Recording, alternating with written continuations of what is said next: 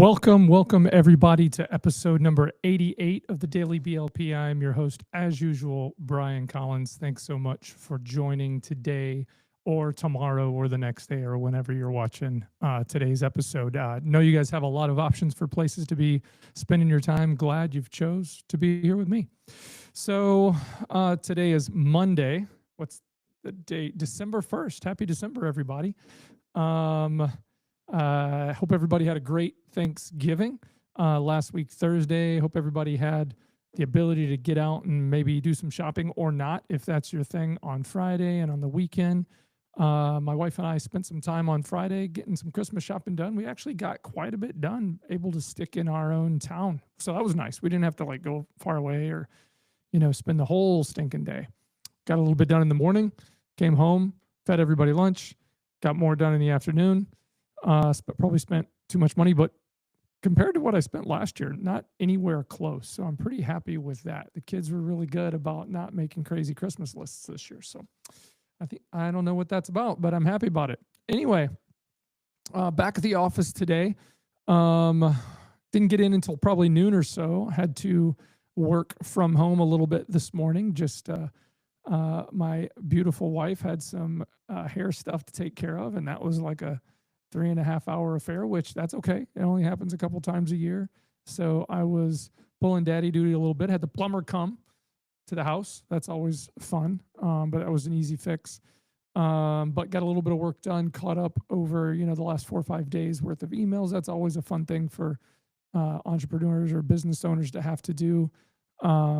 Just peeled through those, nothing too crazy. Got into the office in the nick of time today. Our office manager, my assistant, Jamie, like, Brian, glad you're here. Someone's on the phone looking for help.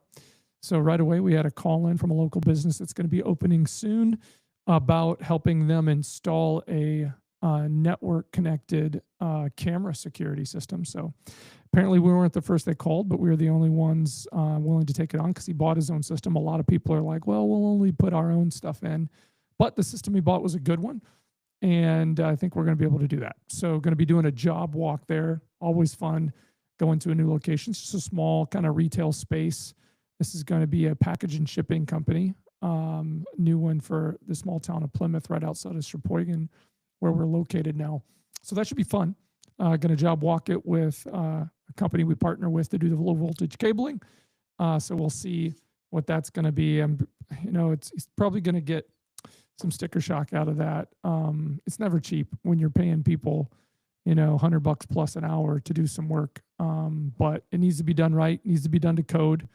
You should always have certified low voltage people do that work, because if it's not done right, all kinds of wonky things happen depending on the type of lights you have in your ceiling and the other things running up there. You can get a lot of interference problems, and you don't want that with camera systems. You want good stuff. So we've got a partner here locally that we are their IT company. So we leverage them to do our low voltage cabling, and they're very reputable and do a good job and quick turnaround. So happy to have that partnership. So that's going to be happening tomorrow. It's a nice little December 1st gift. Not going to be anything big, but always super excited when someone calls in local, they find us, and we're able to win a little deal there. Not that it pays the bills really, but creates a new relationship, might be a long-term thing down the road, helping them with other things too. So they're going to need some marketing help, probably going to need some overall IT help, probably not a whole lot because they're going to be relatively small, but that's okay. So that's kind of a neat little exciting thing. What else happened? Oh, last Friday we got our office name badges in. Not super exciting for anybody watching probably. It's just another thing you deal with when you've got multiple employees and people with positions, and instead of, them going out and buying their own, random nameplate to put on their desk or their door, which a lot of people do, we can be uniform and on brand with it. So they turned out really nice. They got name, title, and then they got our Olivia Owl logo on them there with the nice color scheme. So those turned out well. Got a few of those up already, and we'll be putting the rest of them up here this evening once the show's done streaming. So what else is going on? Not too much. We've been working with a company that we really like, but they've in my opinion, they've been struggling a little bit for, building leads for us for our IT business. I think they're a great company. They're exciting. They're young. I know they do a good job, but these last 2 months they haven't been hitting their number with us. They're expected to hit a certain number of booked, confirmed meetings that actually happen in a month, and that's only really 3 and a minimum of 400 calls. But they only one meeting last month happened, and it was from an underqualified lead. It was below our acceptable lead qualification. I went on the meeting anyway because we've got a new caller. His name's Ross, really good guy. I think he's good at what he does, but he's struggling a little bit getting stuff for us, which that's the name of the game. It's a hard gig, cold calling to book IT managed service appointments. It's just, I know it's brutal, but hey, this is what we're paying them a lot of money to do, plus commissions when we close a deal. So, I'm kind of putting their feet to the fire a little bit, where I'm saying, hey, we got to get a real qualified appointments here. And every appointment can't be with somebody that just has a pulse. Like, we got to, they got to be big enough.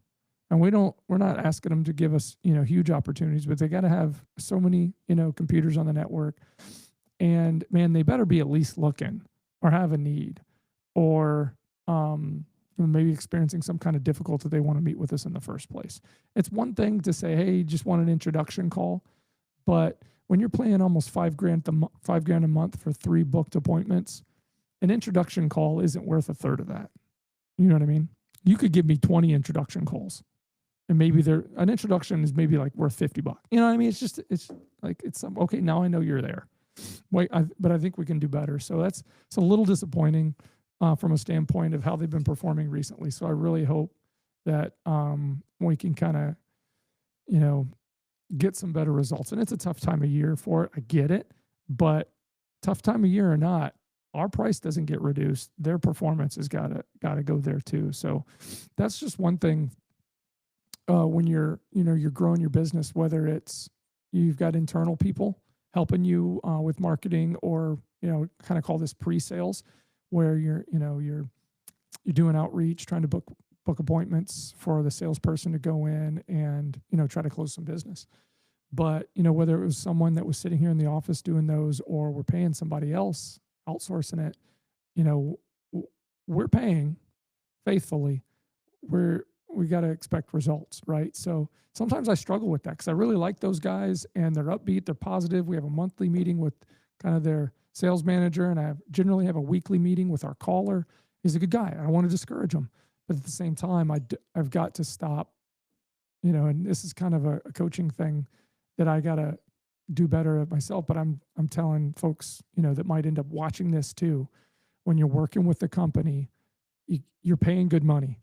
You don't have to necessarily go easy and be a nice guy on your meetings and your calls. You shouldn't be a jerk. You shouldn't be like yelling and screaming and stuff like that. But I think we've got to hold our ground a little bit when it comes to holding people accountable for doing what they're supposed to be doing. Bare minimum is one thing, but this is below standard. It's all there is to it. Last month, I think there was, if I look at the calendar, there was 3 meetings booked. One of them I had to cancel, so that's on me. So I won't disqualify that. The other one was a no-show, and the other one was a show. So there was 2 qualified meetings last month. I mean, not last month, the month before, October. November, I struggle with even saying 1, because the meetings that were booked in the month, one of them was for tomorrow, which is December. That's this month. And even there, that's with a company that has internal IT staff that says they don't need any IT management services. They might someday need some high-level help, but that's not what we're looking. And I told them on my call last week, I said, that doesn't pay the bills. We need actual opportunities. That's what they need to be looking for. And another one was for one where he talked to the guy on the phone, said, hey, we want to book a meeting. And the guy's like, yeah, send me an email. I'll watch for it. And then we'll try to connect up and get something on the books. Well, my caller, Ross, he went and put that as a scheduled appointment for November 17th. I was like, that never happened. There was no meeting booked. So that doesn't qualify either. And then the one meeting that was booked was for a call that he made in, got a hold of the guy. The guy turned out to not even be with that company. He's on their board, but has his own company that he said needed like a Wi-Fi, some Wi-Fi wireless access points installed. And they have like maybe 3 computers and our minimum is 10. So I don't even think that is a qualified appointment. Like, we got to do better. That's all there is to it. I mean, we're paying good money. We got to do better. And I think the moral of the story of me sharing that is, and I'm not throwing anybody under the bus. I'm not, saying their name out loud or anything like that, because I really like them. If I talked to somebody else in my business looking for what they do, I would refer them, because I do think they're legit. I do think they're good at what they do. But over the last few months, it's not good enough. So we got to do better. And that's on me too. I got to be willing to, insert a little bit of conflict into the situation to get what's expected. So, what else is going on in our business world that I could share? Onboarded some new Scribe clients last month, so that was good. Those committed last week, so that they're starting, full on this week. So that's a really good thing. Still kind of getting things around the office set to go, so things look and feel the way we need it to, in order to have guests and things like that come into the office. And we're getting there. Working on our Google business profile. Hey, businesses that are either getting started or have been going, if your Google business profile isn't clean, top notch, it needs to be. It's a huge deal in how Google rates you compared to your competitors or other people locally. You want to make sure that you have possession of it, that it's up to date, that it has your right address, your right contact information, that you've got some reviews of actual clients up there. Recently we moved into this new office, so we had to do a change. So if you've moved offices and you haven't gone back and updated that, that's something that you're going to want to do. And it's a bit of a pain, but you got to do it. You got to take a video recording. That's the quickest way. And then you record yourself walking around, proving that your office. And we had to wait on that a little bit to get some signage up. So I just did that earlier today and sent that out. So in the next few days, that should be updated. That should be no problem. But don't sleep on your Google business profile. It's pretty easy to do yourself. It's not difficult, but make sure you're maintaining it. Jump in there every month or so to make sure that you don't have, let's say, some complaints in there that you don't know about, or make sure you've got images of you, your team, or whatever you got going on. Smart to put up there. Encourage your clients to get on their Google account and then visit your page and give you a review. Don't cheat. Don't pay them to give you a review and that kind of stuff. That's no bueno. But don't sleep on it. Make sure that it's up to date. Those are kind of some of the things that we do in our marketing service. So, hey, reach out, leave a comment if you need some help with that. We can help you with that. Actually, that's a part of our free package for our marketing service. We'll do a Google business profile setup or update as just a value add to help you get that into place. And we won't charge you a dime. Zero expectations. Don't ever have to work with us again if you don't want to, but we'll help you get that up. So that's something that, we're refreshing right now. A lot of people forget about that.